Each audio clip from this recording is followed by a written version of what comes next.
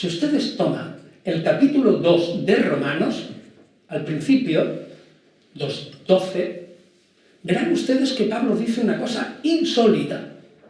Dice claramente, lo digo con las palabras de Pablo, la idea de Pablo, dice claramente, todos los gentiles, pasados, presentes y futuros, conocieran o no conocieran al Mesías, en el día del juicio final, que viene enseguida, que está a la vuelta de la esquina, serán juzgados por la ley de Moisés.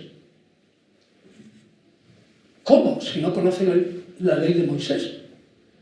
Y responde Pablo a esta presunta objeción, porque tienen la ley de Moisés inscrita en sus corazones. Entonces dije yo, esto tiene que ser una clave.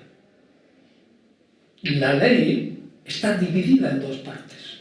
Una que tiene que ser universal y eterna. Es decir, válida para judíos y para gentiles. Y otra parte de la ley, que a lo mejor no es válida para todos, y precisamente contra ella, cuando se aplica a los gentiles, es cuando a Pablo se le desata la furia incontenible en su pluma y en su boca.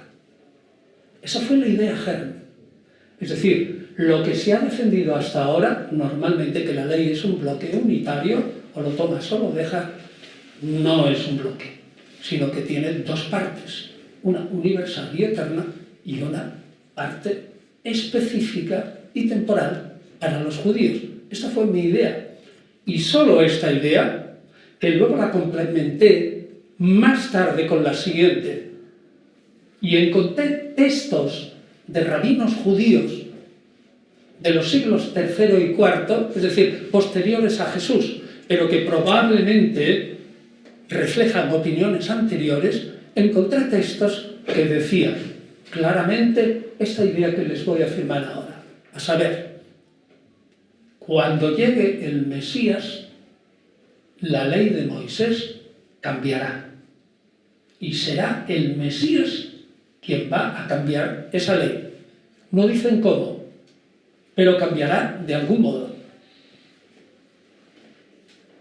Y armado de esa idea fundamental y de su corolario, la ley cambia en el momento del Mesías. Y por mano del Mesías empecé a darle vueltas hasta que encontré una hipótesis de trabajo. Si realmente Pablo pensaba en una entidad de un Mesías que era humano y a la vez divino después de resucitar, le habrían criticado. No hay ni una sola queja contra Pablo por eso. La única queja es que blasfemaba contra la ley y que había dicho cosas horribles contra la ley de Moisés y que había negado el valor salvador. Si se explica el problema Pablo y la ley, lo demás en la interpretación de Pablo no tiene importancia ninguna. Es decir, se puede explicar de algún modo.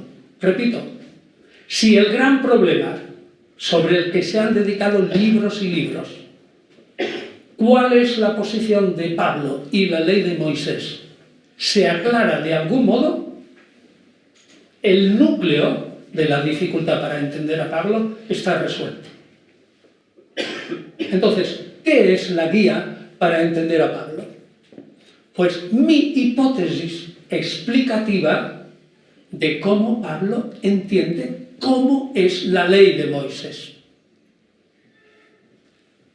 que es doble y que cambia en la época del Mesías. Y ahora viene la aplicación a los paganos. Pues la hipótesis esta es que la ley de Moisés no se aplica según el Mesías y en tiempo mesiánico, paréntesis, ¿qué es tiempo mesiánico? Desde el momento en que ha venido Jesús hasta que una vez muerto y resucitado vuelva de nuevo, que será dentro de 10 minutos, o un cuarto de hora o 10 años. Ese es el tiempo mesiánico. Y repito, ya cierro el paréntesis, la ley de Moisés no se aplica igual a un judío convertido al Mesías que a un pagano que se convierta al Mesías y que será injertado en Israel por haber creído en el Mesías de Israel. Y es, una vez que tienen a Pablo situado dentro de la restauración de Israel, el hombre piensa en la promesa hecha por Dios a Abraham, que es el inicio de todo, el inicio del pueblo elegido. Y esa promesa está en el Génesis, de los capítulos 12 al 17. ¿Y qué dice la promesa? Dios le dice a Abraham que a pesar de que tiene 100 años y que su mujer es estéril, va a tener un hijo. Y que en ese hijo tendrá una descendencia tan numerosa como las estrellas del cielo o como las arenas del mar. 2, que a esa descendencia le dará una tierra que emana leche y miel. Y 3, ojo, y 3, que Abraham será padre de numerosos pueblos. Y Pablo reflexiona, ha llegado el Mesías, parte de la base que el Mesías se le ha aparecido y que hay muchos que lo creen. Ha llegado el Mesías. ¿Y qué se ha cumplido de esta promesa de Abraham? Se han cumplido 2 cosas. La descendencia de los judíos es numerosa, está extendida por todo el imperio y por todas las naciones, desde Anglia hasta la India y más allá. Es decir, todo lo conocido está lleno de judíos. Segundo, le daré una tierra que emana leche y miel. Es Israel y la tenemos. Pero, y la tercera parte, serás padre de numerosos pueblos. Es evidente que no se ha cumplido. Luego, ahora que el Mesías va a volver y se va a cerrar la época mesiánica, es el momento en el que Dios me ha encargado a mí, Pablo, con su llamada, que consiga ese número necesario de gentiles, es decir, de paganos, que simbolizando a todos los pueblos de la tierra, se injerten en Israel por medio de la creencia en el Mesías y pueda llegar el fin del mundo. La idea de Pablo es bien sencilla. No llegará el fin del mundo, es decir, no vendrá el Mesías, está esperando en el cielo, hasta que se cumpla la promesa completa a Abraham. Y solo se han cumplido 2 partes. Falta la tercera. Y entonces es cuando Pablo se lanza a una locada carrera para encontrar paganos que crean en el Mesías. Y como queda muy poco tiempo, ¿saben lo que hace Pablo? Que de tonto no tiene un pelo, busca un caladero fácil de futuros conversos. ¿Y cuál es ese caladero fácil donde pescar? Pues todos los paganos están alrededor de la sinagoga en el siglo I en el Imperio Romano, que había muchísimos paganos que iban a la sinagoga todos los sábados porque les gustaba el judaísmo, les gustaba el Dios del judaísmo, la moral del judaísmo y les gustaba sobre todo la seguridad social, el sistema social de ayuda que tenían los judíos. Y esos no judíos, gentiles, que estaban allí en la sinagoga dando vueltas todos los sábados, estupendo, muy contentos con los judíos, pero nadie, o casi nadie, se hace judío. ¿Por qué? Porque tenían que circuncidarse. Y viene Pablo y dice, falta muy poco para el final. Dios me ha revelado que hay una nueva condición para que se salve ese número de gentiles que serán los numerosos pueblos, hijos de Abraham. Y serán estos que crean en el Mesías. Bien, primera condición, creer en el Mesías. Pero son gentiles. No tienen por qué hacerse judíos. No tienen por qué circuncidarse. Y no tienen por qué observar las prescripciones sobre los alimentos y la pureza ritual que constituye la parte más terrible y onerosa de la ley de Moisés. Es decir, esos gentiles que son necesarios para que se salve Israel, se salvarán ellos mismos con tal de que crean en el Mesías y solo necesitarán cumplir la ley universal y eterna, la parte universal y eterna de la ley de Moisés, que es el decálogo, al fin y al cabo. Y los otros preceptos del Mesías que se reúnen en uno solo, en uno, la ley del amor o ley del Mesías, así, dicho especialmente, la ley del Mesías o ley del amor.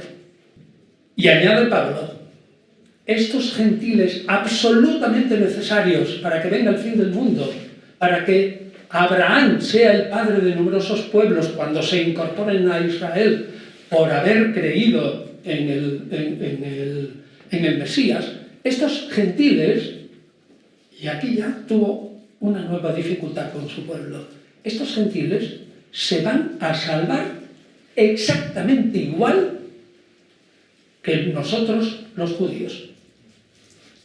Es decir, salvación de primera clase para nosotros, los judíos. Y aquel que no se haga judío, salvación de segunda y de tercera. Y viene ahora este Pablo y nos dice que estos gentiles, con tal de creer en nuestro Mesías, el Mesías de Israel, son esos pueblos que van a ser hijos adoptivos de Abraham, que será padre de numerosos pueblos, que solo tienen que cumplir el decálogo, que no tienen que circuncidarse, que no tienen que observar las leyes de los alimentos y encima van a ir al patio de butacas. Muerte a Pablo. Es decir, este hombre estaba convencido de que el número de paganos que tenían que integrarse en Israel eran pocos. Eran solamente aquellos que simbolizaban a los numerosos pueblos de la tierra. Pablo pensaba que el fin del mundo estaba a la vuelta de la esquina. Si leen ustedes 1 Tesalonicenses 4, 13, 17, el fin del mundo es exactamente en la generación de Pablo. ¿Qué ha ocurrido? Que ese fin del mundo no llegó. Y entonces esta idea de Pablo se ha ido extendiendo con el esquema es fundamental. Y el esquema sigue. Quien se salva es Israel y nosotros los gentiles pues nos incorporamos a Israel y nos salvaremos. ¿Que esto se prolonga? Pues que se prolongue. En el fondo es igual. Ahora, lo que cambia fundamentalmente es la concepción de la ley, que el judío, si se convierte al Mesías, no tiene por qué dejar de ser judío, ni el pagano, si se convierte al Mesías, tiene que dejar de ser pagano. Cada uno en aquel estado en el que fue llamado. Es fantástico. Hay una serie de textos de que la ley cambia en la época mesiánica. Por menos 8 o 9, y los tengo reunidos todos ahí. Pero yo no he encontrado ninguno en que diga que la ley se divide, tal como yo postulo que fue la mente de Pablo, que la ley se divide en primer bloque, ley universal y eterna, segundo bloque, ley temporal y específica. Pero Pablo era un genio religioso. Y la prueba de que a eso lo captaron muy bien, lo tiene usted, por ejemplo, en los seguidores de Pablo. Sobre todo Mateo. Fíjense que Mateo pasa, ignorancia pura, por ser el evangelista más judío y el que más se opone a Pablo. Se opone al Pablo que hemos construido erróneamente. Pero Mateo es quizás el casi más paulino que Marcos, que ya es decir, que es profundamente paulino, porque presenta, por ejemplo, en esas famosas antítesis, al Mesías diciendo: habéis oído que se dijo, aquel que cometa adulterio es feo, tal, pero yo os digo, todo el que mira a una mujer, y así un montón de versículos en esas antítesis. Habéis oído que, pero yo os digo. Es decir, para Mateo, el Mesías cambia la ley y la profundiza. Y en Marcos lo mismo. El Mesías es el Hijo del Hombre, Daniel, de Daniel, el libro de Daniel, que tiene poder, Marcos 2, sobre el sábado. Y el Hijo del Hombre es dueño también del sábado. Es decir, es profundamente paulino. Lo que pasa es que Mateo es profundamente paulino, entendió Pablo, y hace decir a Jesús, Mateo 5, 17, 18, no he venido a abrogar la ley, sino a que se cumpla. ¿Por qué? Porque se refiere a su grey, y la grey de Mateo eran judeocristianos, no pagano-cristianos. Y había algunos paganos cristianos que les decían a los judeocristianos, vosotros si tenéis hijos ya no tenéis que circuncidarlos. Y Pablo nunca dijo eso, y Mateo tampoco, y el Jesús de Mateo tampoco.